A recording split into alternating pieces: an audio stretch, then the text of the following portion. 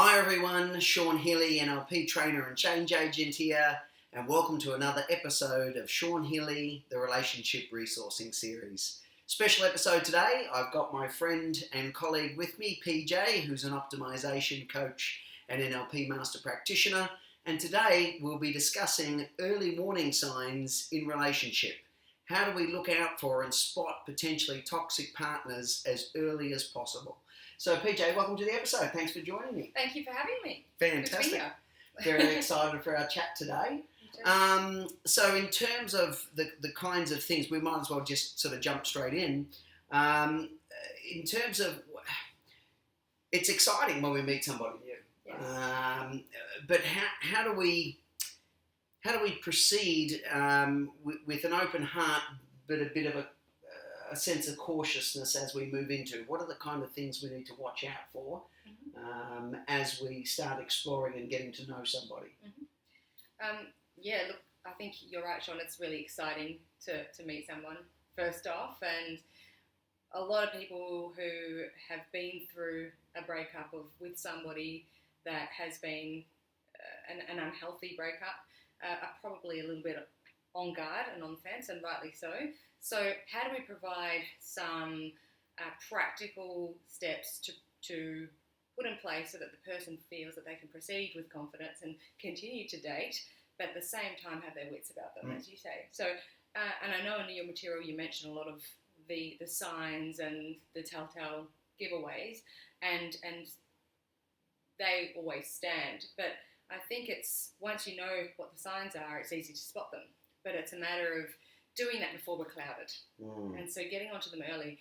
When you first meet someone, from the moment you communicate, whatever that communication form is, whether it's message, written communication, verbal or face-to-face, that's when the scanning should begin. Because at that point, there's no bias, there's no, fantasy, love whirlwind. And so the red flags appear as they are, red. Whereas if we tend to leave it a little too long, some of those red flags start to look a little bit amber, and then eventually it all looks green. Yep. And we know that can be a slippery slope. And so some of those signs are, that they can be really subtle little things. And often they're the things that we think, shouldn't read too much about that, too much into that. Oh, I shouldn't judge too early. Oh, that's just a small thing. And it may be, but when it shows up in combination with a lot of other small things, then it's worth paying attention to. And so what am I talking about? And as you well know and share, it's things like, a sense of getting too involved too early, a sense of little white lies, a sense of being very vague about their movements, whereabouts, previous history, but then being overly interested in yours, particularly intimate details like, your upbringing, your previous relationships, wanting to know everything about you quite quickly, and the list goes on.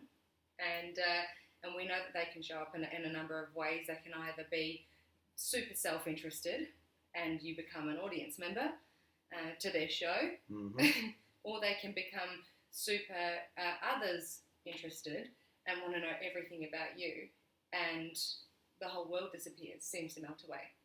And it might show up in an extreme way, whereby when you are out together, it's the whole world melts away, and they don't speak about anyone. They don't want anyone in their world. They just want to see you. They just want to speak to you. You're everything. You're it. On the other extreme, they can be so focused on the them show that, it might show up in a way that they'll bump into a group of friends and they'll get chatting to them and completely forget to introduce you. Or they'll be talking all night about, their interests and their hobbies and their world, and you come away questioning if they know anything about you at all. But then they still seem very keen and interested to see you again. And you're not quite sure why, because there wasn't really a two-way engagement. And so it's almost this extremes and a sense of something isn't genuine or even in this interaction. And it could be as simple as having no regard for your needs, pouring themselves a glass of water, starting their meal without checking yours has even arrived. So these are the tiny signs that friends can say, oh, you're reading too much into that. And they might be right. Yeah. But if a handful of them show up, then we need to start to look at, is there somebody... Place to start. Yeah, is it somebody we want to put on a watch list, if you will? I like that a lot. I think, there's... To kind of further your point in terms of there's an idea of kind of pedestalization. Either they're putting themselves on a pedestal and everything they do is fantastic and wonderful, or they're putting you on a pedestal. And there's no kind of sense of, as you say, a necessary backwards and forwards and an evenness of conversation between speaking and listening. The other one that you mentioned that I think is kind of very important is, as well as potentially gathering information about your personal history that they may then use against you later, there's, when you're asking them questions, find out, if you can, and pay attention to how they describe their previous relationships, because if I can own my 50%, in healthy relationships we can see how it's a 50-50 dynamic, and here's what I do well in the relationship, and here's where I haven't shown up as best as I could. Yeah. But if you're getting a very lopsided description of their relationship that seems to be all about what their ex-partner did wrong, and there's a real undercurrent of contempt and disrespect and unprocessed anger and rage there, this would be another thing I think is kind of, watch out, because one day they could be saying to someone the same things about you. So it's, be mindful of the kind of description of previous relationships that you get. Or my ex-partners were crazy, they're all out to get me, things like this. Again, in those elements that, as PJ said, again, this is adding the pieces to our kind of cluster of behaviours that go, oh, I don't know, something's not quite right here. And you the other thing I was sort of wanted to open up too, when you were talking about, if they're meeting people out and about, is what kind of things are we watching about their social set too, if we do happen to meet them? Are there red flags in terms of the people that they hang around with? Absolutely. So the behaviour plays out very similarly in every area of life. And as you rightly pointed out, pedestalization is a big part of that.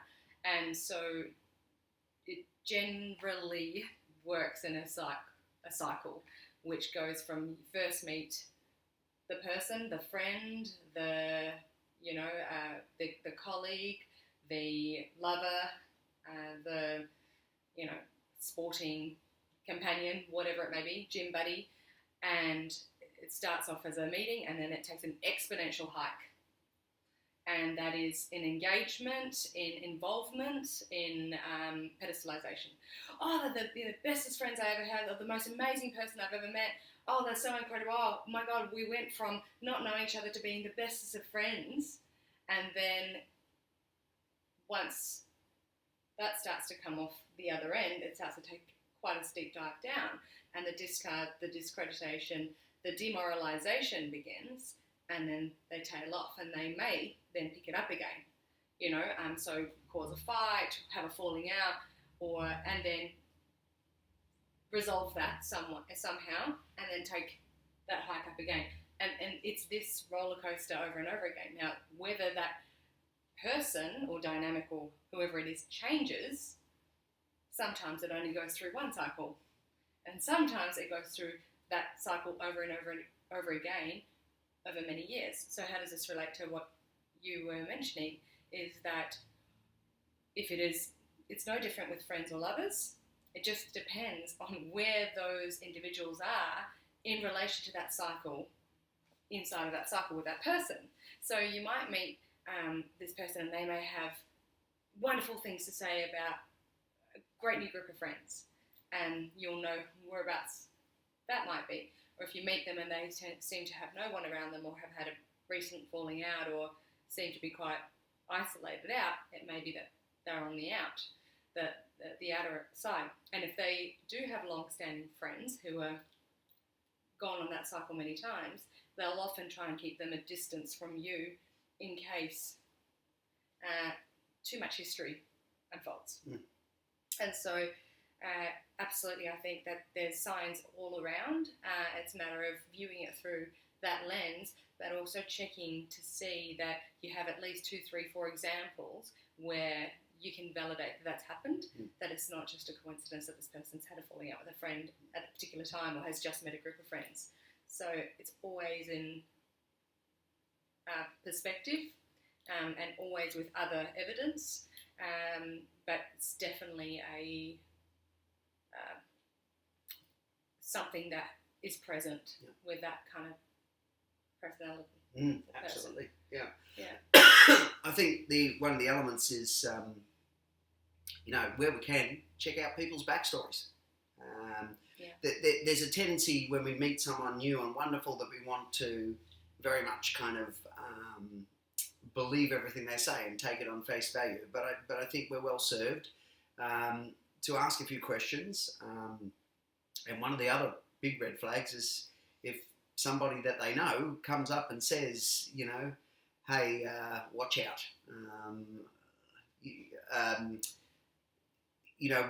might want to have a tendency to dismiss those kinds of things. But again, if we're adding that to our kind of cluster of warning signs, then, we might be well versed to kind of just store that away and heed that as another sort of significant element there. If for example, if we're meeting kind of the social group, do we have a sense that, is this a stable, mature group of people? If we're getting a read on the kinds of people that they're spending their time with, is this the kind of people that we would like to spend time with? Or do we get a sense that this is a chronically immature group of people? And we'll talk probably in another episode about a bit more about kind of immaturity dynamics in a relationship. But nevertheless, that can add up too. If we've seen that the social group is a strong and stable group, then more likely if this person fits in there, if we're extremely toxic or immature, we're not likely to fit or last long with functional groups of people. So checking out the friend group is important. Checking out any backstories is important. Is there anything else we sort of want to say as far as, there's plenty of things that we can, and this could end up being a part, having a part 2 to it, given that there are so many potential red flags to pay attention to. But anything else off the top of your head that you think might be worth mentioning? Yeah, I think you touched on a great point in terms of, doing some digging around, because one thing that is often the case is there's a lot of skeletons in the closet. And they're well hidden, but they're certainly there.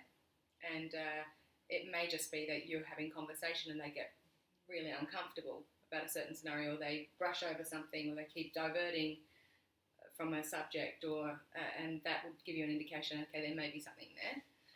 And not that you're engaging in them scanning for things and playing detective, but when you have an awareness and you have that in the back of your mind, these things will jump out a little bit more than what they would otherwise.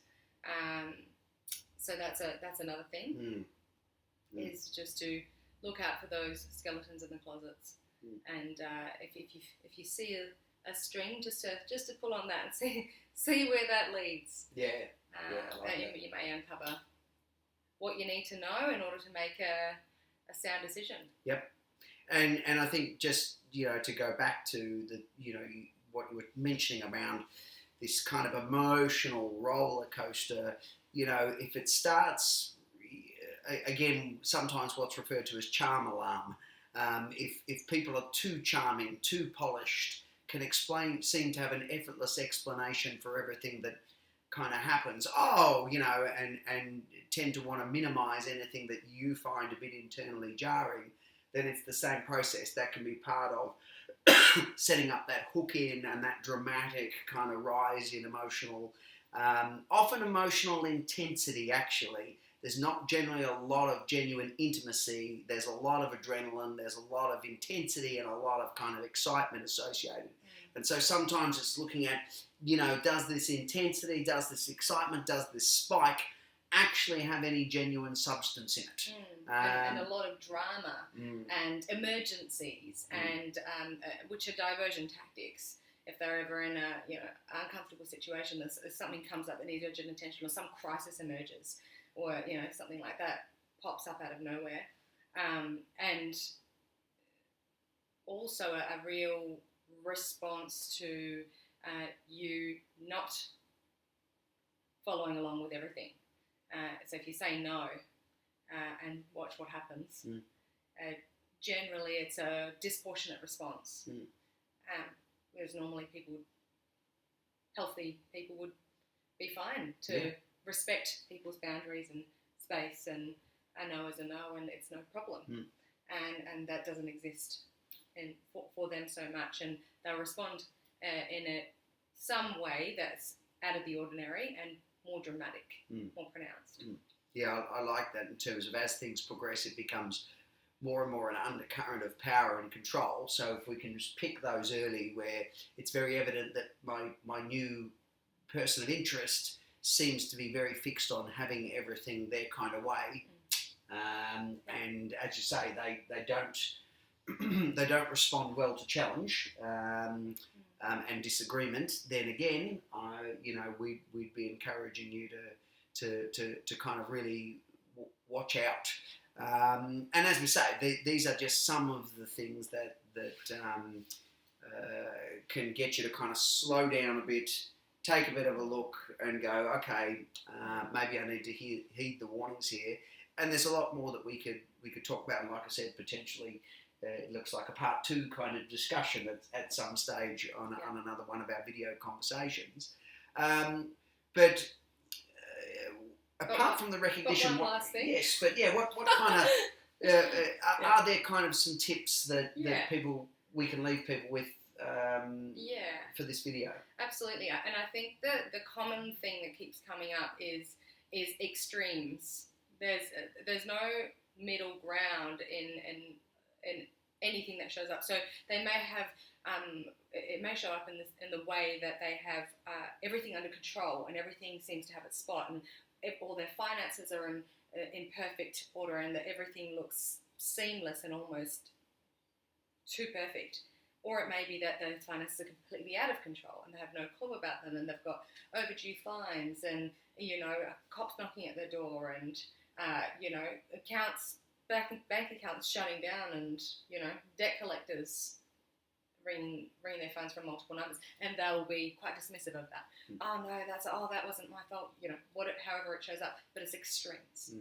So if you look for if they have an extreme tendency to perfectionism or chaos, interest or lack of interest, engagement and other lack of attention to other, overachievers, not at all motivated, and that's sort of very extreme. And now, depending on which end they favour, everything will show up in that extreme way. And the same way with conversation, it's just another example of the extreme ends of, they'll either want to know everything about you or they won't be interested at all. And so one of the easiest ways to sort of keep a watch on things is to see, is there a middle ground? Is there a to and fro? Is there a healthy way of experiencing life for them? Do they have, they're not perfect, but not in chaos either, in relation to different areas of their life. in relation to their career, their relationships, their friendships, their family, their interests, their hobbies, their lovers, their self-care. So no matter what area of their life, have a look to see where they sit on that scale of healthy or extreme perfectionism or extreme chaos. And if they seem to be showing up on either end of that spectrum on a lot of different areas and subjects, I would start to question how healthy that dynamic could be for you and whether it's something you want to pursue. So, I think that's it from me. Yeah, no. I keep saying, oh yes, one more thing, Sean. As I say, there's a lot to this. This is a very complex kind of area, yes.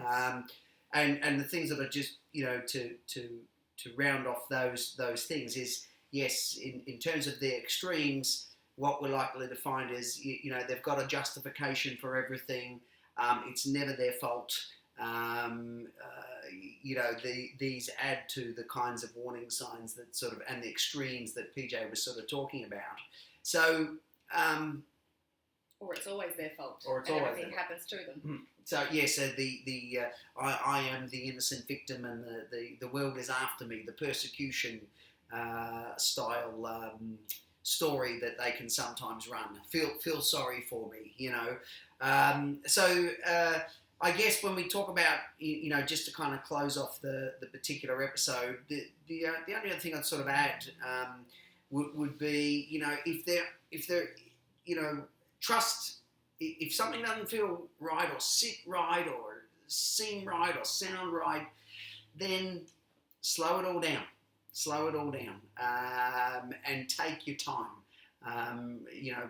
because sometimes individuals like this like to force us into more of a sense of a commitment than we're ready for, and that's the same thing, that when we've got somebody trying to pressure and drive the rate and speed of the stages of relationship, you can slow it all down, and if something doesn't sit right, take your time and explore it thoroughly. And apart from that, we hope that the episode's been helpful and giving you some things to pay attention to. If you've been unfortunate enough that one of the reasons why you're looking at this is you've been through a toxic relationship before, then the other element is to, as well as the things that we've been talking about, go back and unpack the start of the experience to kind of go, were there red flags and warning signs already, and then what, if I did recognise them, what did I do to minimise them? Because sometimes it's, unfortunately, until we go through this experience, we can't see the significance of certain things because we never saw them before. We expected to just meet someone lovely and things would go great, and we didn't expect that the person who was meant to love us and cherish us the most would be the person that we actually were most afraid of and treat us the worst. So until we've had that experience, how are you necessarily going to know? But I also think the things we've been talking about are good for people who are out dating and looking to continue to avoid toxic dynamics too. So thanks for joining us. Really appreciate it. Thanks, PJ. Thank you. Fantastic fun having a conversation about this. And like I said, we'll have some more conversations. We might do an extension of this, and then we'll have a few other tricks up our sleeve too. So stay tuned for our next conversation, and I look forward to it when we're chatting again next. Me too. Yeah, fantastic. And thanks for watching. Bye.